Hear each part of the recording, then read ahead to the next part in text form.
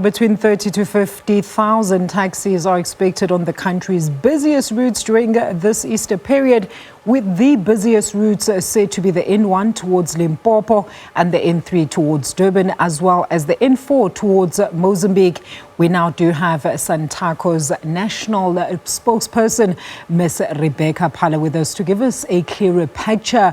Rebecca, Easter greetings to you. Thank you so much for your time and welcome. So your operators are out in full swing this busy period. What can you tell us about safety measures that have since been undertaken by Santaco to ensure that passengers as well as drivers are safe during this time?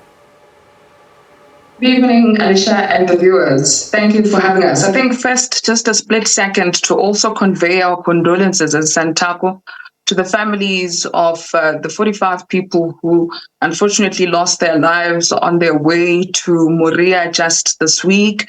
Yes, in terms of the work that we're doing as the taxi industry to ensure the safety of our commuters as well as fellow road users, you would know we would usually have these kinds of conversations with yourselves on this platform about the year-long Clokomela operation that we have, which is essentially the taxi industry's effort to complement the collaborative effort that's done mostly by law enforcement to ensure that South Africans are safe on the road. So we started to heighten our operations as early as this month. Started by the time the Minister of Transport went to launch the Figal Sapila campaign in Mpumalanga, which we also joined. We had already visited majority of our taxi ranks. We had already given directives to majority of our operators to see to it that their vehicles have been serviced and that they are ready to hit the road, especially those that are operating long distance sort of operations. And so we are seeing the results of the work that we've put in, as you would have also heard even in the story that you dealt with before you came to speak to me. We haven't seen a high number of accidents being recorded. And then for the taxi industry, in fact, we also are seeing the same story. We haven't been seeing a lot of major challenges on the roads. Very interesting news indeed there. Look, taxis are the most efficient, right, and affordable means of transport, especially during long distance travel. Are there any improved services like pre-booking as well as tech-savvy additions that you can brag about that have been introduced to make users' journeys more comfortable? We know at some point there were talks of free Wi-Fi services that were proposed.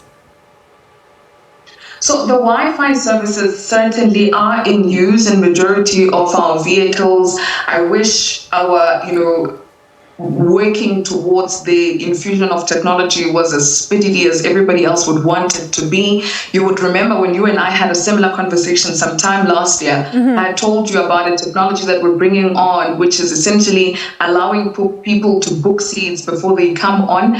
We are trialing that system in parts of Gauteng as well as parts of KwaZulu-Natal, where we've got cards that people essentially purchase and they load them with points, and these allow them to essentially pass the queue when they get to the taxi ranks. But obviously, we're looking to soon launch a far more sophisticated system, which will then allow commuters to book their seats whilst they're still in the comfort of their homes, similarly to what you would have with your busing and those in the aircraft business.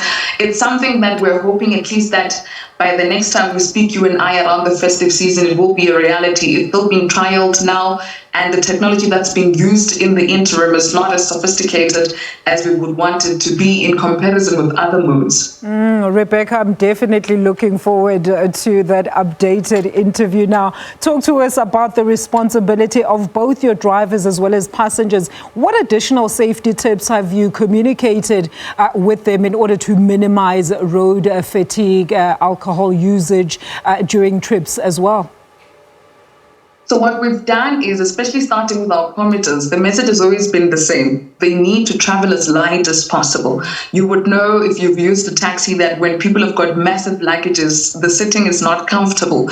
And if there are to be, any challenges on the roads, the luggages tend to also add on to the problems. So that's one of the first things that we really urge. The consumption of alcohol is also very troublesome. You would know often when people overly indulge in alcoholic beverages, they will require bathroom breaks as and when, sometimes in places where a vehicle is not even allowed to stop. So we also discourage that from the part of commuters. In terms of our drivers, we encourage them to take at least 2 trips for those that operate long distance operations. And even in that case, it's for places like if you're traveling from Gauteng to Limpopo, for instance. But for those that are traveling as far as your Durban, your Eastern Cape and the works, the encouragement is that they should do as minimal of trips a day as possible. What we've also done is, as naturally you would know, a lot of the local trips, especially in the metropolitan provinces like your Gauteng, do not have as much demand. So what we've said to them is some of the drivers need to temporarily then start assisting the work that's being done by long distance operations. And so far, the collaborative effort seems to be working. I think it is attested to by us not as yet reporting of major carnages that have been recorded on the roads. So we seem to be having a working formula to this point. A very quick one, Rebecca, that we also alluded to in our previous interview. I mean, this ease of access for road users to report in real time if a driver is driving recklessly or a passenger-related issues while they're still en route. And then how do you penalize those drivers or passengers that don't adhere to such provisions? And in very quickly, because I'm out of time, how do you cater for people with disabilities or special needs or pregnant or expectant women ahead of a journey? Are there special provisions for such users at this stage? Oh, absolutely. People with disabilities and women who are pregnant, as well as the elderly, the first thing is they don't queue when they get to our facilities. They always are of prime priority. And so that's a guarantee. I'm sure everybody that uses our services can attest to that. Mm-hmm. And now in terms of penalization, from the perspective of commuters, the approach has largely been to just speak to them, kindly and urge them to be cordial with the next people. And then in terms of our drivers, we've got disciplinary proceedings that we've got within our structures. And once the commuters register their concerns with us, these are immediately adhered to quickly. We've got our office line that's working throughout the Easter long weekend. In fact, I'm one of the people that are remotely operating the line. The number is 012-321-1043. For any commuter who would like to report a discomfort that they've encountered, we're ready to assist them. Thank you so much, Rebecca. Unfortunately, we're out of time. Thank you so much for that. That is Santaco National Spokesperson there, Rebecca Phala.